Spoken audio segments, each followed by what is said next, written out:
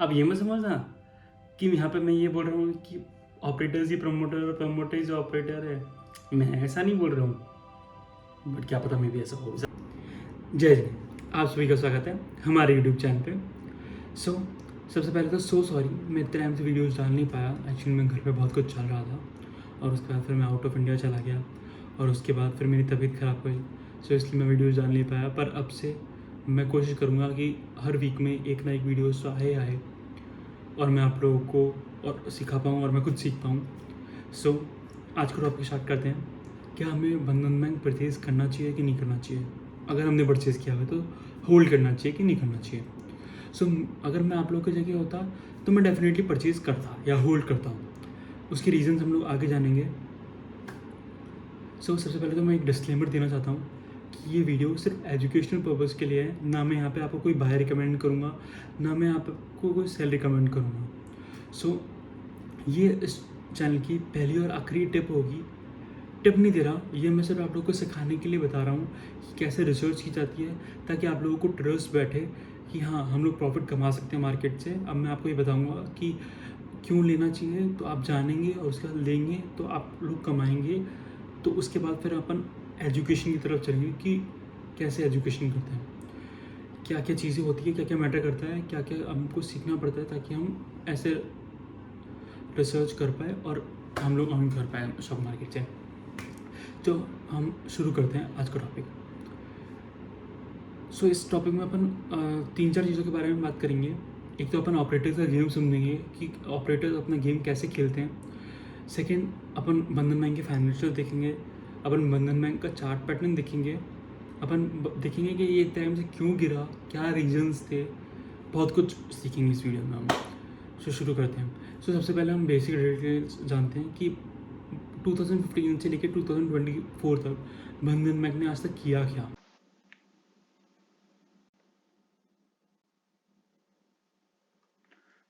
तो चलो अपन बंधन बैंक की बेसिक डिटेल्स से स्टार्ट करते हैं। बंधन बैंक ने अपने ऑपरेशन चालू किए थे अगस्त 23, 2015 से। इससे पहले भी इसकी हिस्ट्री रही है, पर उस टॉपिक को अपन इस वीडियो में कवर नहीं करेंगे, क्योंकि वरना फिर ये वीडियो बहुत लंबी हो जाएगी।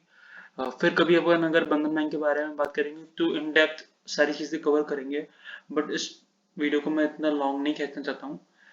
इसलिए अभी अपन उस बारे में बात नहीं करेंगे कैसे बिजनेस स्टार्ट किया था। अभी अपन जब से ऑपरेशन में आई है 2015 से, तब से बात करेंगे। बंधन बैंक अपने ऑपरेशन में आई थी 2015 में, अगस्त 23 में, with 501 branches, 50 ATM and 5.8 million customer base approximately. But as of 2024, Bandhan Bank 35 union territories में present है इंडिया की, with 6,250 banking outlets and 3.26 crore customer. आप देख सकते हैं कि अभी तक बंधन बैंक ने कितना ग्रो किया 2015 से लेकर 2024 पे। अब अपन देखते हैं कि बंधन बैंक का फाउंडर का नेम है चंद्रशेखर घोष, मिस्टर चंद्रशेखर घोष, और बंधन बैंक का मेन हेडक्वार्टर है Calcutta, West Bengal, India. Bandhan bank banking, insurance, investment management, mortgage loan, mutual funds, इन सब प्रोडक्ट में डील करता है। अभी आपने देखा कि बंधन बैंक कितने सारे प्रोडक्ट थे, बट क्या आपको पता है कि बंधन बैंक ने अपना बिजनेस कैसे स्टार्ट किया था? बंधन बैंक ने अपना बिजनेस स्टार्ट किया था माइक्रो फाइनेंस लोन से।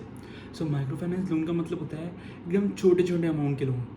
जैसे फॉर एग्जांपल 1000 का लोन, 2000 का लोन, 5000 का लोन, 10,000 का लोन। बंधन बैंक जिसको भी नीड होता था उसको लोन प्रोवाइड करता था। बंधन बैंक स्टार्टिंग में वुमेन एम्पावरमेंट को काफ़ी प्रमोट करता था। एक्चुअली में पुराने ज़माने में वुमेंस को इतना लोन दिया नहीं जाता था, फैमिलीज इतना सपोर्ट करती नहीं थी। बंधन बैंक उनको प्रोवाइड करता था लोन छोटे छोटे अमाउंट के, ताकि वो अपना बिजनेस कर पाए। और जिसको भी नीड होती थी उनको भी करता था छोटे छोटे अमाउंट के लोन। फिर बंधन बैंक ने अपना बैंकिंग लाइसेंस लिया। उसके बाद बंधन बैंक ने अपना प्रोडक्ट्स डाइवर्सिफाई किया। उसने पूरा बैंकिंग सेक्टर्स में long term loan, short term loan, medium term loan और कैटेगरीज में अपने को डाइवर्सिफाई किया। क्रेडिट कार्ड, ऑनलाइन फैसिलिटीज़ सब प्रोवाइड किया। बट इन 2019 बंधन बैंक ने ग्रू फाइनेंस के स्टेक परचेज़ किए। उससे बंधन बैंक को 2 फायदे हुए। ग्रू फाइनेंस बेसिकली एक हाउसिंग फाइनेंस कंपनी थी जो कि HDFC बैंक की सब्सिडरी कंपनी थी। सो जब बंधन बैंक ने ग्रुप फाइनेंस को परचेज़ किया तो बंधन बैंक को 2 फ़ायदे हुए कि एक तो फर्स्ट उसको हाउसिंग फाइनेंस में डाइवर्सिफ़ाई करने का मौका मिला। उसने अपना प्रोडक्ट डाइवर्सिफ़ाई किया, अपना पोर्टफोलियो डाइवर्सिफ़िकेशन कर पाई ग्रुप फाइनेंस को परचेज़ करके। और सेकेंडली मोस्ट इम्पॉर्टेंटली कि बंधन बैंक को कैसे ना कैसे भी करके अपना प्रमोटर्स का स्टेक 89% से लेके 40% लेके आना था, क्योंकि जब भी किसी कंपनी को बैंकिंग लाइसेंस मिलता है सो RBI के रूल्स है ये कि वो अपने कंपनी में प्रमोटर्स अपनी कंपनी में 40% से स्टेक ज़्यादा ओन ही नहीं कर सकते हैं।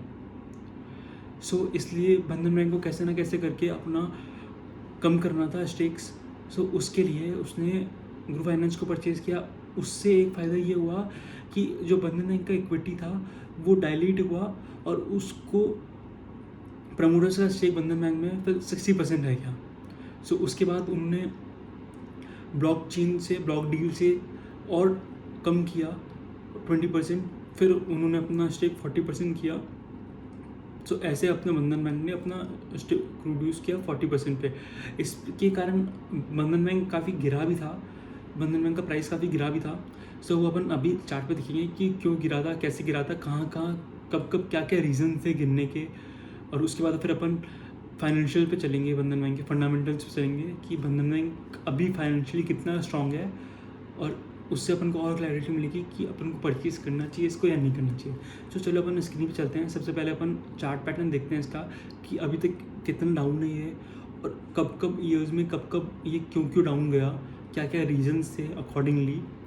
सो आगे चलते हैं अपन स्क्रीन। चलो अपन चलते हैं बंधन बैंक के चार्ट पे। सो हम लोग हमेशा बेसिकली जब भी अपन स्विंग ट्रेडिंग के लिए बात करते हैं तो हमेशा मोस्टली डेली चार्ट यूज करते हैं, बट अभी हमको प्रीवियस डेज का डेटा देखना है। हमको स्टार्टिंग से देखना है कि अभी तक इसने स्टार्टिंग से कितना गिरा है ये स्टॉक। सो उसके लिए एक बार हम लोग वीकली चार्ट पे चलते हैं, तो उससे क्या हम लोग के लिए डेटा मैनेज करना इजी होगा, वरना हम लोग most probably daily chart use करते हैं जब भी अपन को स्विंग ट्रेडिंग करनी होती है। सो वीकली चार्ट पे चलते हैं। अब इसके स्टार्टिंग पॉइंट पे चलते हैं।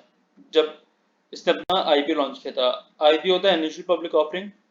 सो बंधन बैंक हालांकि अपना इनकॉर्पोरेशन किया था 2015 में, बट इसने अपना आप को लिस्ट किया था मार्च 2018 पे।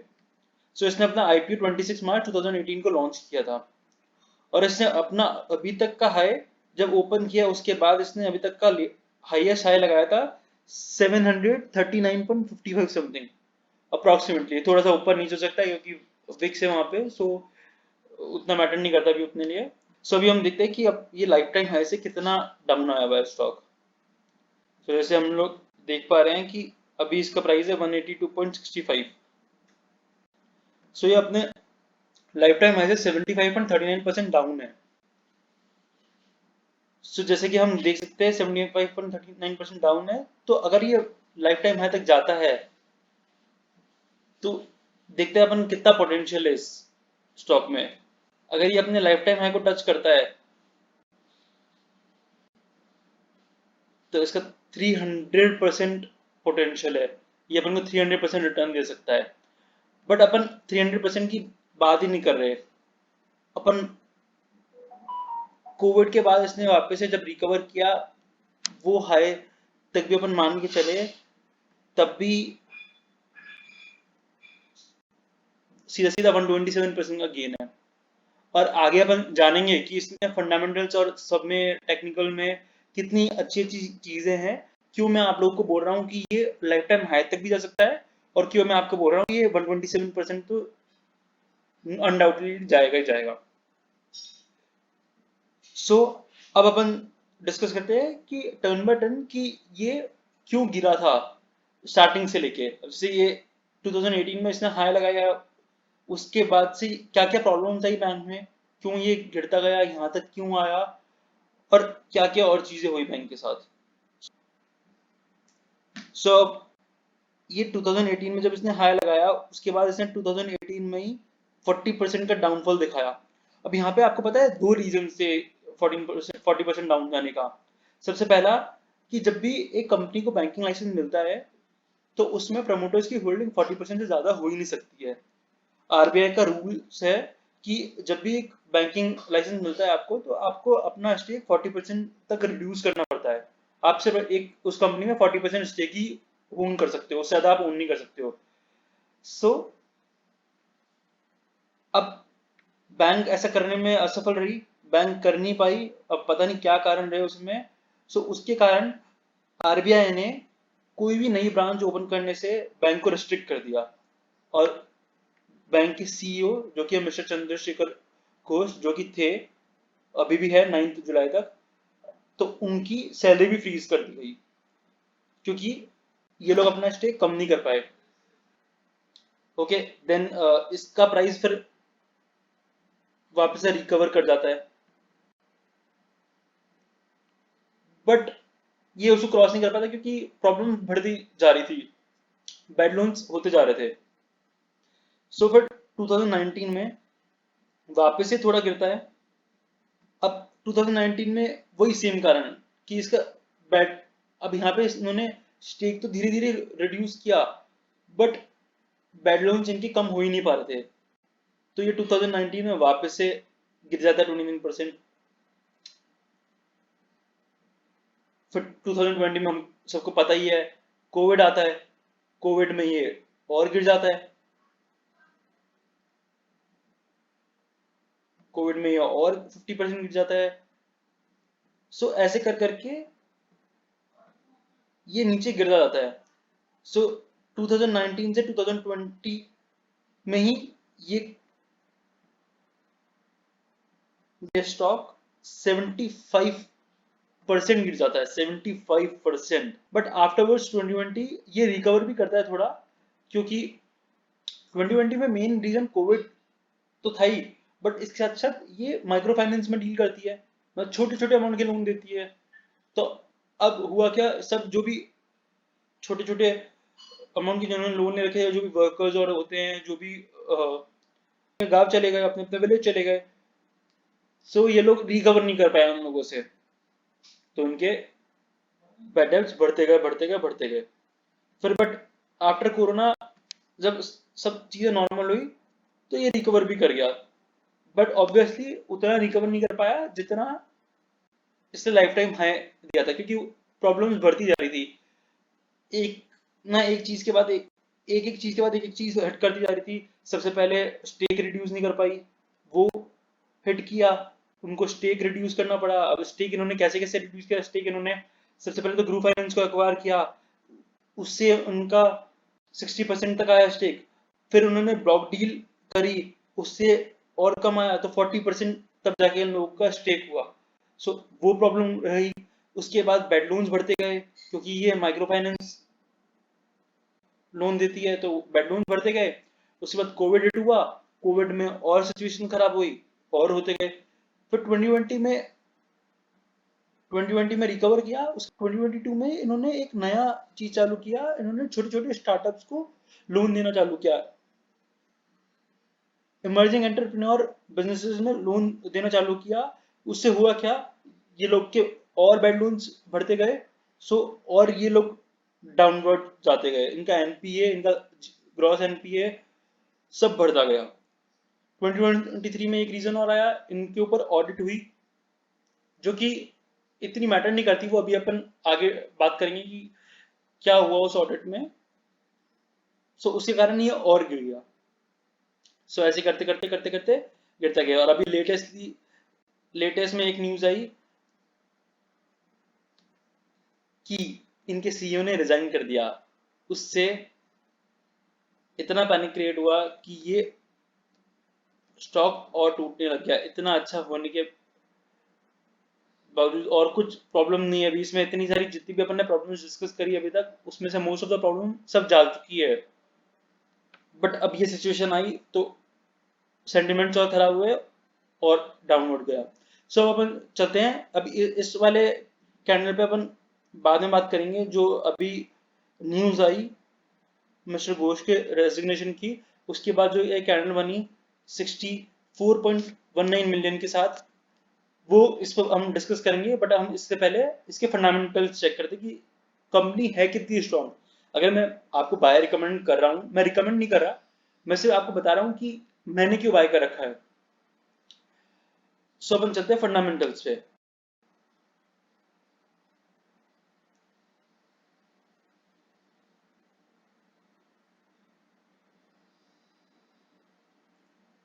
हम्म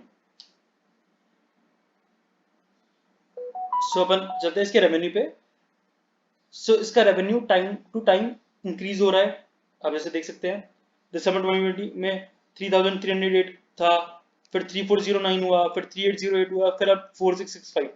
तो इसका रेवेन्यू इंक्रीज हो रहा है, इसका नेट प्रॉफिट इंक्रीज हो रहा है। यहाँ पे थोड़ा ऊपर नीचे हुआ, वो अपन ने इतनी सारी प्रॉब्लम डिस्कस करी इसलिए ऊपर नीचे हुआ। 2020 में कोविड आया, 2019 का डेटा इसमें अवेलेबल नहीं है, 2018 का इसमें डेटा अवेलेबल नहीं है। सो उसके अंदर भी प्रॉब्लम्स आ रही थी। तो 2021 में और कोविड की वजह से इनको बेड लोन्स और बढ़े और परेशानी हुई।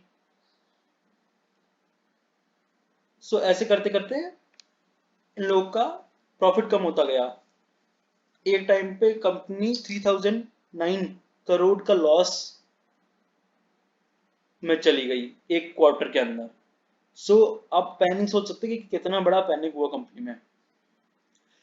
मेन रीजंस वही थे कि इनके एनपीएज और भी इंक्रीज होते गए।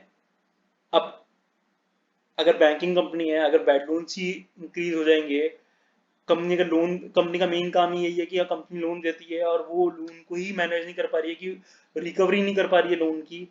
सो उससे बुरा कंपनी के साथ क्या ही हो सकता है।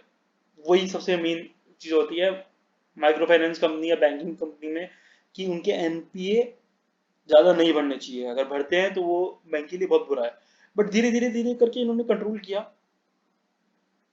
सब अपन ईयर ऑन ईयर आप देखो, 1581, 3909, 4802, 6643, 10885, 12524, 13872, 15905, 17949। सो ऐसे कर करके रेवेन्यू इनका कितना ग्रेजुअली इंक्रीज हो रहा है। इनका नेट प्रॉफिट भी इंक्रीज हो रहा है। 1 करोड़ 275 करोड़, 1112 करोड़, 1346 करोड़, 1952 करोड़, 3024 करोड़। यहाँ पे वही बेड लोन्स बहुत ज्यादा हो गए, तो यहाँ जरूर इनके कम हुआ 2021 में, फिर 2022 में भी और हो गया, तो फिर और कम हुआ। कोविड का इफेक्ट और बेड लोन्स का इफेक्ट, स्टार्टअप का लोन देना, इन सब का इफेक्ट और इंक्रीज होते होते कंपनी 2205 करोड़ के प्रॉफिट से सीधा नेक्स्ट ईयरली रिजल्ट में 126 करोड़ पे रह गई। बट अब कंपनी ने काफी हद तक रिकवर कर लिया। अब आप ये चीज समझिए कि जो जो इसके मेजर डिफॉल्ट थे वो काइंड ऑफ कंपनी ने ओवरकम किए। कंपनी के प्रोमोटर्स ने अपना स्टेक रिड्यूस कर लिया, कंपनी बैड लोन्स पे वर्क कर रही है, कोविड खत्म हो गया। One of the biggest reason गिरने का कोविड भी था। सो वो भी पैनिक खत्म हो गया। तो अब चीजें धीरे धीरे पॉजिटिव पे जाती जा रही है बाहर की तरफ में, और प्रॉफिट और रेवेन्यू तो अच्छा जा ही रहा है कंपनी का। अब अपन चलते हैं प्रमोटर्स पे। सो अब देखिए, अब यहाँ पे 40% स्टेक है प्रमोटर का। सो जैसे कि मैंने आपको बताया कि बैंकिंग जब लाइसेंस मिलता है तो प्रमोटर्स 40% से ज्यादा स्टेक ओन कर ही नहीं सकता उस कंपनी में। सो प्रमोटर्स का 39.98% जितना प्रमोटर्स रख सकता था अपने पास, उतना प्रमोटर्स ने अपने पास रख रखा है, स्टार्टिंग से रख रखा है। ठीक है। एफ आई आई ने के पास 34.75% स्टेक्स है। आप लोगों को पता होगा कि F I I D I आई हर कहीं इन्वेस्ट नहीं करते हैं। जहाँ पे इनको पोटेंशियल लगता है, जहाँ पे इनको पॉजिटिव इन्वेस्ट लगती है, वहीं इन्वेस्ट करते हैं। अनलाइक रिटेल पब्लिक कहीं पे भी इन्वेस्ट करती है, but F I I D I जब इन्वेस्ट करते हैं तो बहुत सारी रिसर्च करते हैं। अब ये अपन आगे वीडियोस में जानेंगे, मैं आपको बाद में अच्छे से बताऊंगा कि एफ आई आई कौन होते हैं, डी आई आई कौन होते हैं, प्रमोटर्स कौन होते हैं, F I I D I का इफेक्ट क्या होता है, एच एन आई कौन होते हैं, हाई नेटवर्क इंडिविजुअल कौन होते हैं, वो सब भी मैं आपको बताऊंगा। सो बेसिकली अभी इसमें पब्लिक की होल्डिंग है 10.42%, जो कि बहुत कम है। और ये एक काफी अच्छा पॉइंट बनाती है इस कंपनी के लिए। और अभी तो और जितनी जिस हिसाब से न्यूज आ रही है ना, तो और रिड्यूस हुआ होगा ये। सो आप देख सकते हैं कि जो भी प्रॉब्लम्स थी वो खत्म हुई, कंपनी को रिकवर करना चाहिए, है ना। बट ये सारी सिचुएशन अब क्रिएट करी गई, और क्या क्या सिचुएशन क्रिएट करी गई वो अब अपन जानते हैं। मैं आपको थोड़े अभी लेटेस्ट न्यूज पे लेके चलता हूँ। अभी अपन ने देखा सब नेट प्रॉफिट और कितना अच्छे से इंक्रीज हुआ, सब रेवेन्यू कितना अच्छे से इंक्रीज हुआ, मोस्ट ऑफ द प्रॉब्लम्स खत्म हो गई। अभी भी दो तीन प्रॉब्लम्स है कंपनी में, सारी प्रॉब्लम्स खत्म नहीं हुई। दो तीन प्रॉब्लम, चलो अपन पहले दो तीन प्रॉब्लम्स ही डिस्कस कर लेते हैं कि अभी कंपनी में दो तीन प्रॉब्लम्स है जो कि क्या है। सो कंपनी की अभी एक सबसे one of the biggest problem है कि एनसीजीडीसी की फॉरेंसिक ऑडिट चल रही है बंधन बैंक पे, लोन्स को लेकर 23,000 करोड़ का लोन्स पे एनसीजीडीसी ऑडिट कर रही है। बट इसमें इतना कुछ घबराने वाली बात है नहीं, और 85% अमाउंट कस्टमर ने रीपे कर दिया है, ये बैंक का खुद का स्टेटमेंट है। सो बैंक इतना बड़ा लाई नहीं करेगी, ये बैंक का खुद का स्टेटमेंट है कि जो प्रॉब्लम है, मतलब प्रॉब्लम इतनी बड़ी नहीं है जितना अपन लोग समझ रहे थे। एज ए रिपब्लिक अपन लोगों को बहुत वो चीज हिट करा कि बैंक के ऊपर ऑडिट हो रही है, पर वो ऑडिट थोड़ी अलग ऑडिट है। सब देख सकते हैं 85% पे कर चुका, तो ऐसा कोई घबराने वाली बात है नहीं। और अगर ऐसा ही होता, इतना ही प्रॉब्लम्स होता बुक में, तो आप खुद सोचो, आरबीआई कभी भी ऑथोराइज नहीं करता बैंक को पेंशन देने से रिटायर्ड रेलवे एम्प्लॉइज को। जब आरबीआई इतना बड़ा पॉजिटिव एटीट्यूड दिखा रहा है बैंक की तरफ, सो अपन रिटेल पब्लिक को तो बिल्कुल नहीं घबराना चाहिए, तो क्योंकि मेरे को नहीं लगता कि इतना कुछ प्रॉब्लम होगा बैंक में जब पेंशन देने से रिटायर रेलवे एम्प्लॉइज को।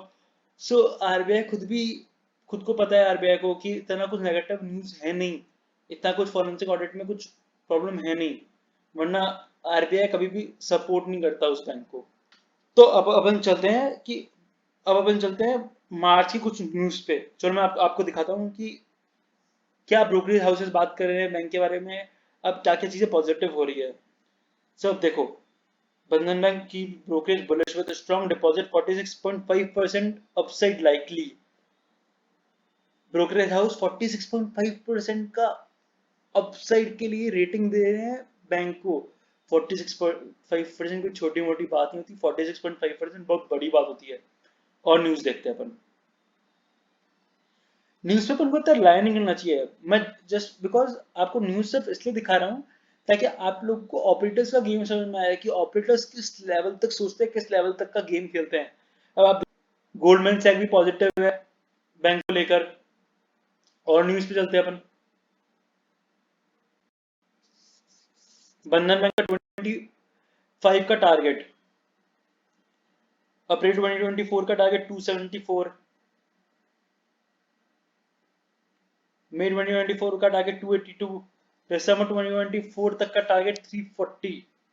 अब आप सोचिए कितने बुलिश है सब बैंक के बारे में, कितने बुलिश थे मार्च तक। बट अब ये क्यों किया गया आपको पता है? अभी मैं आपको बताता हूँ अभी ये क्यों किया गया। मैं उससे पहले आपको और चीजें बताता हूँ कि बैंक में और क्या क्या चीजें पॉजिटिव हो रही है। अब अभी अभी जस्ट बैंक ने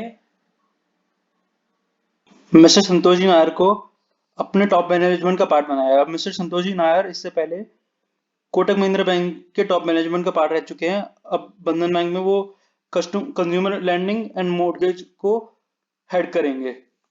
एंड एक और टॉप मैनेजमेंट में इंक्रीमेंट हुआ है एक जने का, और वो किया जो किया मिस्टर राजेंद्र कुमार बाबर। ये एचडीएफसी बैंक के टॉप मोस्ट मैनेजमेंट का पार्ट थे, अभी बंधन बैंक में executive director and chief business officer का पार्ट निभाएंगे। सो आप देख सकते हैं कि क्या क्या पॉजिटिव न्यूज आ रही है बैंक में, क्या क्या पॉजिटिव न्यूज आई थी। अब आप खुद सोचो कि इतने बड़े लोग क्या किसी ऐसे बैंक को ज्वाइन करते हैं जहां पे सब चीजें नेगेटिव है? तो बिल्कुल नहीं। इन लोगों ने ज्वाइन किया है तो कुछ सोच समझ के ज्वाइन किया होगा, और जब पॉजिटिव है बैंक में तभी ज्वाइन किया होगा, वरना ये लोग ज्वाइन नहीं करते। सो आपको धीरे धीरे समझ में आ रहा है कि क्या क्या चीजें बताई जाती है और क्या क्या चीजें होती है। अब अपन एक और चीज पे चलते हैं। अभी भी जस्ट बंधन बैंक का 31 मार्च 2024 का अनऑडिटेड रिजल्ट आया। अभी ऑडिटेड रिजल्ट आना बाकी है, ये अनऑडिटेड रिजल्ट है। सो इसके अंदर अगर आप देख सकते हैं तो बंधन बैंक के लोन ऑन एडवांसेस में ईयर ऑन ईयर में 17.8% का अपसाइड आया है। सोचिए कितनी बड़ी बात है। एक बैंक के लिए loan and advances one of the most priority चीज होती है और one of the most successful चीज होती है और अच्छी चीज होती है। सो इतना एडवांस आना अपने आप में ही बहुत बड़ी पॉजिटिव न्यूज है। क्वार्टर ऑन क्वार्टर 10.9% का अपसाइड आया है।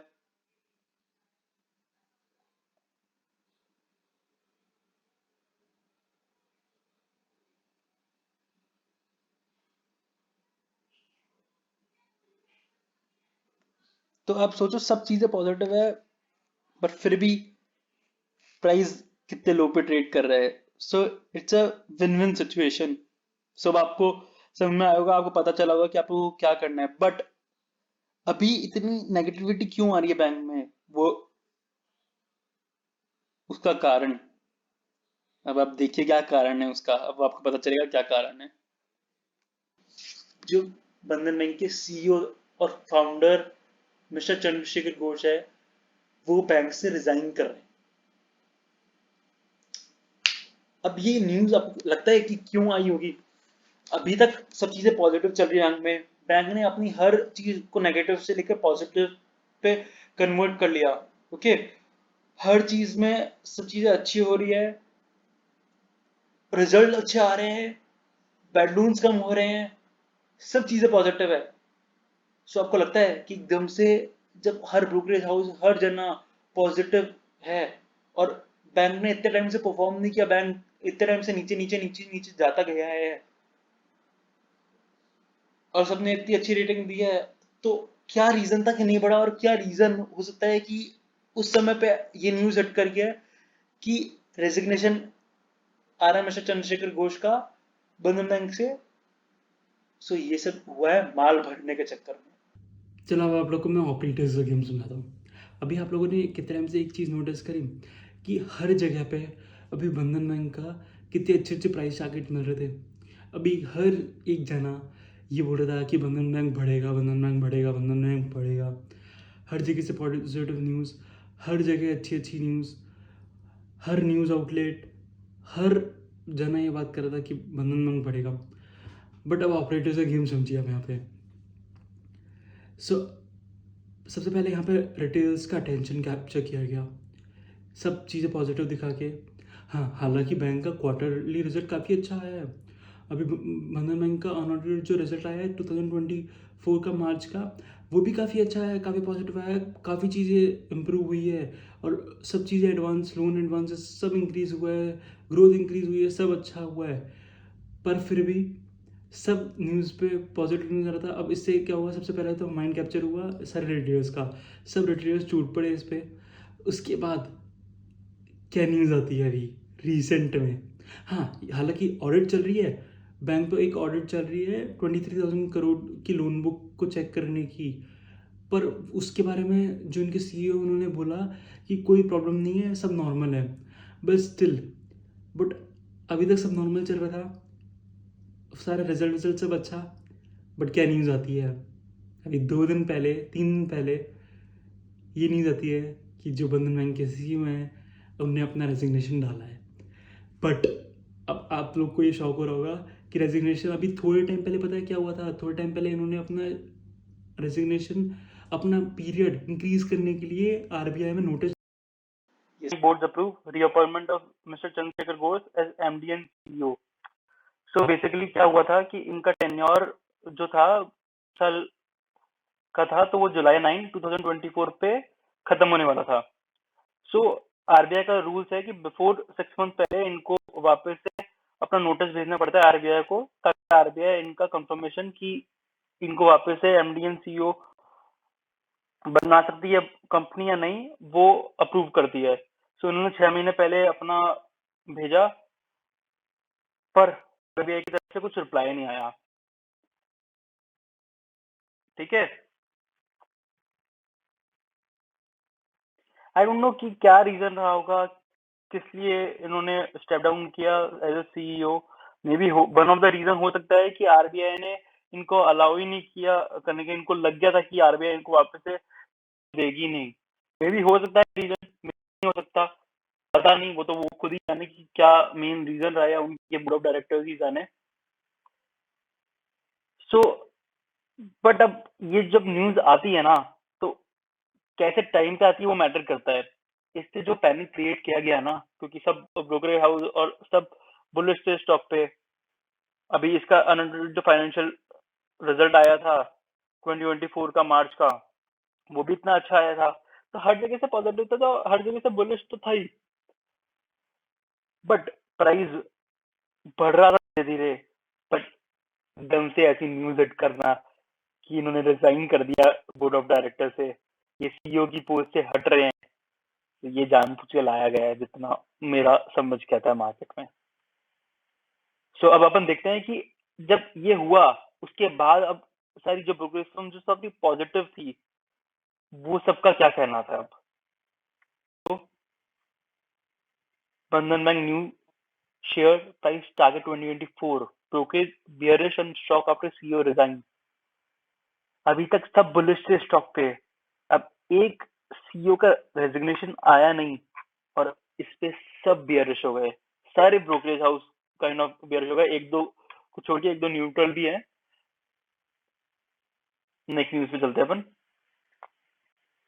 What's happening at Bandhan Bank? Jefferies rating and target price cut. CEO step down, stock fall 7%. थोड़ा सा नीचे चलते हैं। Jefferies target price of the stock to 170 from 290. 290 से सीधा 170 का टारगेट प्राइस दे दिया। अब आप सोच रहे हो कितनी downward rating they the, but ये दिखाने में इतनी डाउनवर्ड रेटिंग है, बट इतनी डाउनग्रेडेड रेटिंग है नहीं। बट लोगों को क्या सिचुएशन क्रिएट की गई कि जेफरीज ने ऐसा बोला है, उन्होंने खुद ने भी ऐसा ही डाला कि 290 से सीधा 170 का प्राइस टूट गया, बट ऐसा ही नहीं। जब ये प्राइस ही 197.40 पे ट्रेड कर रहा है अप्रैल 5 तक, और अप्रैल 8 को ये टूटा है, अप्रैल 6 को न्यूज आई है इनके रेजिग्नेशन की, तो इतना तो प्राइस बढ़ा हुआ ही नहीं था। पर रिटेल पब्लिक को पैनिक कराने के लिए क्या न्यूज डाली गई कि 290 से 170। तो यहाँ क्या हुआ, यहाँ शायद रिटेल पब्लिक पैनिक करी और उन्होंने अपना माल भेजा और ऑपरेटर्स ने माल खरीद लिया।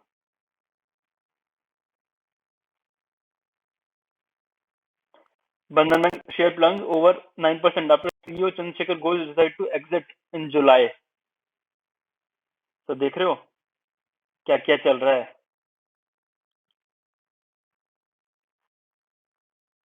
जैसे मैंने आपको बताया था, कोई न्यूट्रल भी है, जैसे मोतीलाल ओसवाल ने अपनी न्यूट्रल रेटिंग रखी है अभी बैंक पे, ना वो पॉजिटिव साइड पे है, ना वो बुलिश साइड पे है, ना वो बियरिश साइड पे है, वो न्यूट्रल रेटिंग के साथ है। तो अब आप देख रहे हो किस हिसाब से गेम खेला जाता है अपन रिटेल पब्लिक के साथ। तो अगर आप लोग को इस गेम से बचना है और आप लोग को स्टॉक मार्केट के बारे में सीखना है, तो आपको पता है कि आपको किस जगह पे जाना है। 2024 को ओके 5 अप्रैल लास्ट ट्रेडिंग डे था, उसके बाद सैटरडे संडे हॉलीडे, फिर मार्केट खुलता है 8 अप्रैल मंडे को।